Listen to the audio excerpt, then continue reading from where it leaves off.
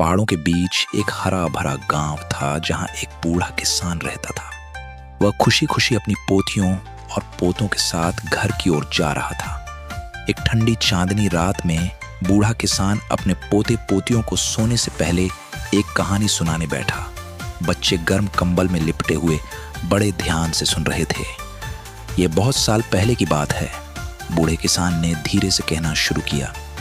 हमारे गांव में एक बुजुर्ग थे जिनके पास एक रहस्यमय लकड़ी का डिब्बा था। किसी को नहीं पता था कि उसमें क्या था। बच्चे जिज्ञासा से आगे झुक गए। एक दिन एक युवक ने हिम्मत करके पूछा, बाबा इस डिब्बे में क्या है? बूढ़े किसान ने हल्की मुस्कान के साथ कहा। बुजुर्ग ने उत्तर दिया, जब सही समय आएगा तो तुम्हें सब पता चल जाएगा। फिर क्या हुआ? बच्चों ने बेचैनी से पूछा। एक रात जब सब सो रहे थे, बुजुर्ग के घर से एक अजीब सी रोशनी निकली। जब लोग वहां पहुंचे तो बुजुर्ग और उनका डिब्बा गायब थे। जमीन पर केवल एक छोटा सा नोट पड़ा था जिस पर लिखा था, धैर्य से सब कुछ मिलेगा। तो डिब्बा कहां गया? सभी बच्चों ने एक साथ पूछा। बूढ़े किसान ने थोड़ा रुककर हल्की मुस्कान के साथ कहा, लेकिन कहानी यहां खत्म नहीं होती।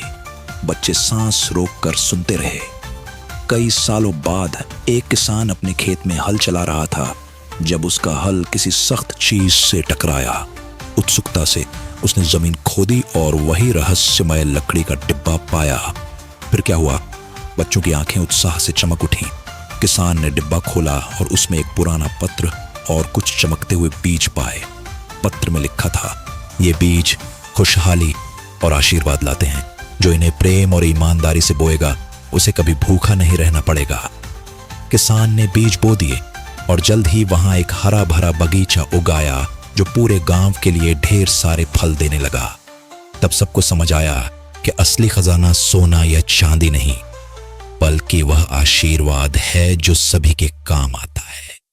कहानी के अंत में बच्चे बहुत खुश हुए और अपने बिस्तर में आराम से सो गए, बगीचे और आशीर्वादों के सपने देखते हुए।